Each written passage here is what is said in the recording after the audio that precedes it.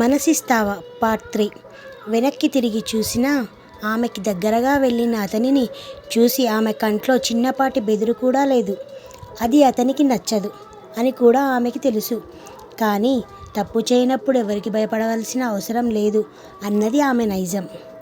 Yellow colour organza చుడీదార్లో భుజాల నిండుగా దుపట్టా వేసుకొని పొడవాటి జుట్టును నీట్గా అల్లి బ్యాండ్ పెట్టి మెడలో ఉన్న సన్నపాటి చైన్కి ఆర్ అనే లెటర్ వేలాడుతూ ఉండగా మొహానికి చిన్న బ్లాక్ స్టిక్కర్, దాని కింద కుంకుమని పెట్టుకొని ఉన్న ఆమెని పైనుండి కింది వరకు చూస్తూ, గట్టిగా 10,000 ఖరీదు చేసే వస్తువు కూడా నీ ఒంటి మీద లేదు, కానీ నాకే బలుపు చూపిస్తున్నావు. ఏం చూసుకొని నీకీ పొగరు అని అడిగాడు సీరియస్గా ఆమె మొహంలోకి చూస్తూ. ఎక్స్క్యూజ్ మీ సార్, నాతో అలా మాట్లాడే రైట్స్ మీకు లేవు.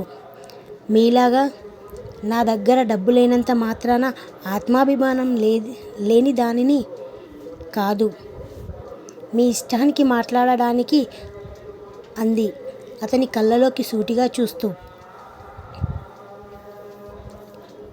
షటప్. ఏంటే వాయిస్ లేస్తోంది?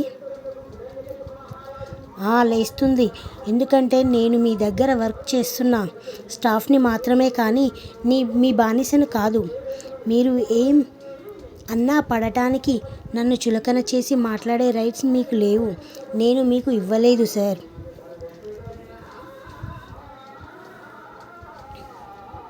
నేను వర్క్ చేస్తున్నాను, మీరు నాకు శాలరీ ఇస్తున్నారు, అంతేకాని మీరేం మమ్మల్ని ఉద్ధరించడం లేదు.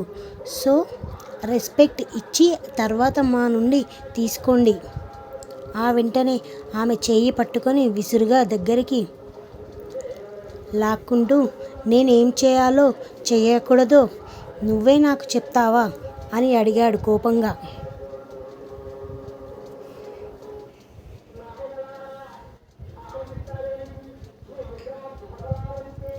అది నా వర్క్ కాదు, కానీ మీరు నాతో మాట్లాడే తీరు బాగోలేకపోతే మాత్రం ఖచ్చితంగా ఖండిస్తాను అంటూ అతని చేయి నుండి బలవంతంగా విడిపించుకుంటూ, మేము ఉన్న పరిస్థితికి మీకు సంబంధం లేనప్పుడు మమ్మల్ని నోటికి వచ్చినట్లు మాట్లాడే హక్కు కూడా మీకు లేదు సార్ అని చెప్తుంది రూపాలి.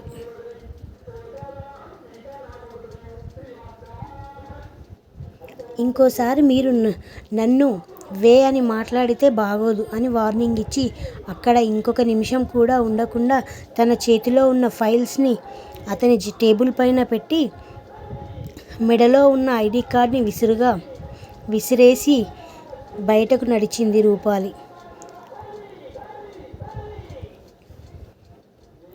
తన పిఏ అయిన ఆమె తనని అలా ఎదిరించి మాట్లాడుతుంటే పట్టరాని కోపం వస్తుంటే ఫాస్ట్గా వెళ్ళి చైర్లో కూర్చొని గేట్ బయట ఉన్న కెమెరా నుండి చేతులు కట్టుకొని నించున్న ఆమెను చూస్తూ, నీకు నోరు బాగా ఎక్కువ కదూ, దించుతాను తొందరలోనే అనుకొని తన వర్క్ స్టార్ట్ చేశాడు సీరియస్గా.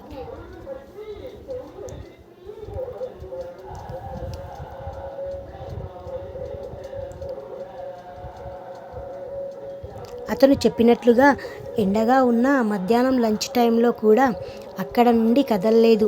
ఆమె అలాగే మొండిగా నించుందే కానీ మనసు మొత్తం హెల్త్ బాగోక అర్ధరాత్రి హాస్పిటల్లో జాయిన్ చేసిన తల్లి మీదే ఉంటే ఎలా ఉందో ఏమిటో అనే టెన్షన్ పడుతుంది లోపల.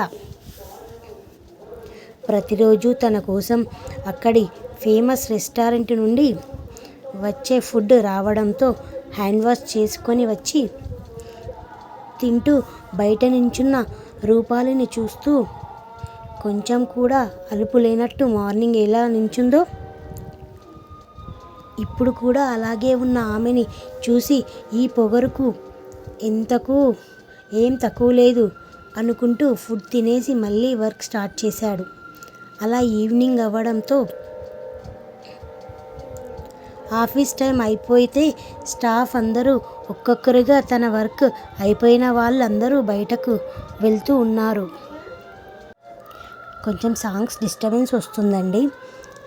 ఇంటి పక్కనే గుడి ఉండడం వల్ల శ్రావణ మాసం కదండి, పాటలు పెడుతున్నారు. సో కొంచెం అడ్జస్ట్ చేసుకోండి.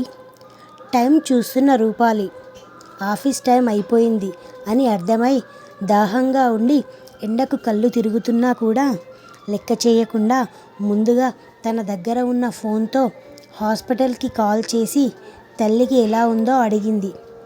ఆమె పరిస్థితిలో మార్పు లేదని అవతల వాళ్ళు చెప్పడంతో బాధగా కాల్ కట్ చేసి వెంటనే లిఫ్ట్ ద్వారా పైకి వెళ్ళి తన క్యాబిన్లోకి వెళ్ళి ముందుగా కొంచెం వాటర్ తాగి తిరుగుతున్న తలని పట్టుకొని 2 నిమిషాలు కూర్చొని ఆ వెంటనే త్వరగా వెళ్ళిపోవాలని వర్క్ స్టార్ట్ చేసింది ఫాస్ట్గా. ఆమె హడావిడిని అలాగే ఆమెలో కనబడుతున్న నీరసాన్ని కూడా ఓ కంటగా చూస్తూనే తన వర్క్ తాను చేస్తున్నాడు శౌర్య.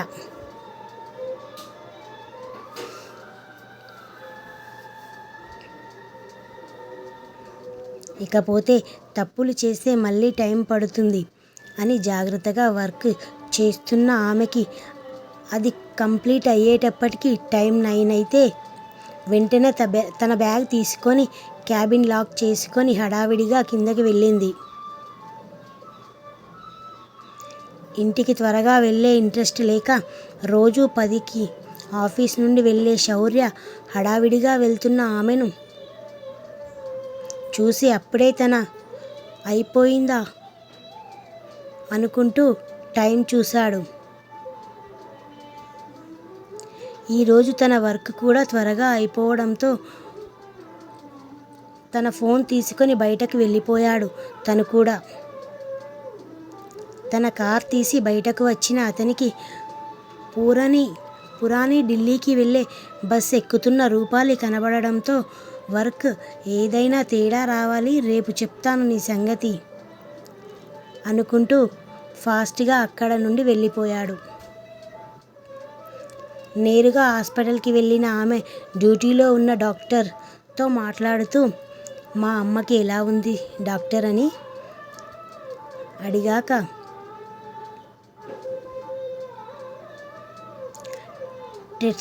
టెస్ట్ అన్నీ చేశాం మేడం, కొన్ని రిపోర్ట్స్ వచ్చాయి, ఇంకొన్ని రావాలి.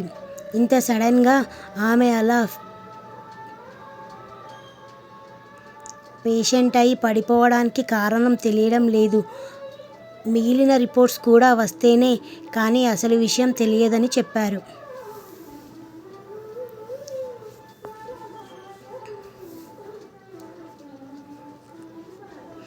మీకు కనుక ఈ స్టోరీ నచ్చితే లైక్ చేసి సబ్స్క్రైబ్ చేయండి, నన్ను సపోర్ట్ చేయండి.